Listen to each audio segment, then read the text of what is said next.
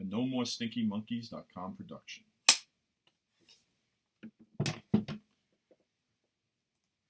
Back around 1979 or 80, I went to the United Skates of America in Jackson Heights when I was in the 8th grade with my brother, sister, and friends to our first roller disco. It was a really fun Sunday afternoon. While I may have heard it before in passing, that was the first time I really paid attention to a new song that the DJ played.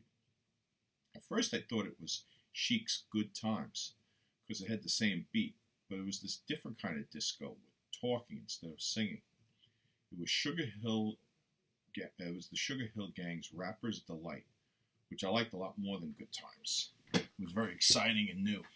I didn't know the name of it or what that style of music was even called. I just knew I liked it. But not enough to buy the record or anything. Like dust in the wind, it disappeared from my consciousness. A couple of years later, Blondie did the same kind of thing on a song called Rapture, but that sounded like an embarrassing nursery rhyme. Slowly, I could see rap coming up from on the horizon, but it was still too far away from my worldview. Then, Halloween night, 1983, I hung out with some neighborhood kids for the first time in a long while. Just normal Halloween pranks with shaving cream and eggs. It was the next day that I hung out with them a lot more, and I started hanging out with them a lot more. And they were a year or two younger than me and going to public school. They were exposed to different kinds of music than I was, and the music they were playing on their boomboxes was pure rap. Curtis Blow, Fat Boys, Run DMC. I listened with interest, but have to admit, a lot of it sounded the same to me at that point. The first song I truly loved was Roxanne, Roxanne, and I listened to it throughout the summer of '84. Once that song grabbed me, I was looking for more creative tracks like that. One artist stood out. He had a small hit in '84 with I Need a Beat, but it was in '85 when he came out with I Can't Live Without My Radio and Rock the Bells. He grew up about 5 miles from my house in Hollis, Queens, and was the first musical performer I ever liked who was younger than me. He wore his Kango hat with different colors and just seemed really tough rather than posing as tough. For all of these reasons, I became a lifelong fan of number 148, LL Cool J. The ladies love Cool James.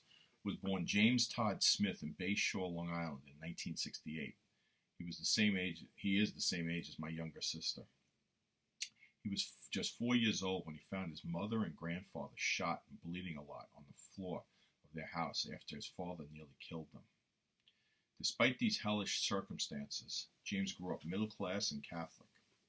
At the age of 9, he started rapping in his grandparents' basement. His grandfather bought him $2,000 worth of equipment, including turntables and an amplifier, and his grandmother bought him a Cord drum machine with her tax refund check. Around this time, an NYU student named Rick Rubin and a promoter manager named Russell Simmons had started their own independent record label called Def Jam. James was recording his own demos and sent tapes all over Manhattan, including to Def Jam. Well, Def Jam signed him and released his first 12-inch single, I Need a Beat, in '84. He wanted to change his name to Jay Ski, but Ski was known as cocaine on the street, and he didn't want to be associated with that.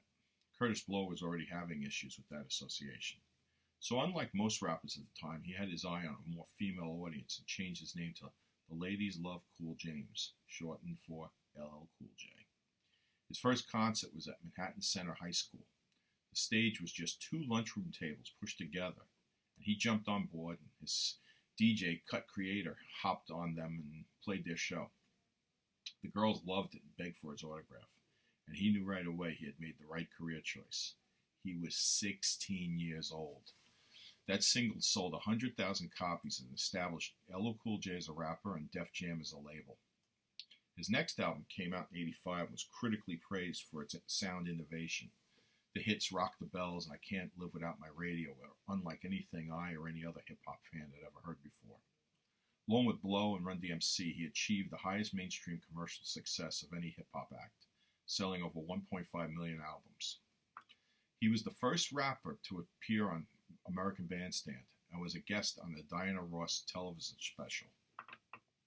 In '87, it was the biggest year yet for him, as his Bigger and Deffer album came out and went to number 3 on the pop album charts, producing the breakthrough single, I Need Love. That song hit the sweet spot, LL was cool and tough and had a built-in female audience, but that tune made women swoon and introduced something never heard before, the hip-hop ballad. The movie Less Than Zero featured another softer hit in Going Back to Cali. In 1990, he looked to rebuild his tough guy image with Mama Said Knock You Out album. But along with the title track, he had another big hit with another ballad, Around the Way Girl. That song, along with Cali, might be my favorite songs of his. Recognized in the music business one of the kings of the hip-hop industry, he moved over into Hollywood and started acting, often playing cops and football players. His first movie was Crush Groove. Then came Wildcats as a high school football player, but he established himself as a bona fide actor and action star in 1999's Deep Blue Sea. Since then, he has made notable appearances in the movies SWAT, Any Given Sunday, and Last Holiday, before getting his own TV series, NCIS Los Angeles. I went to see him rap live at the 2006 Amsterdam Festival.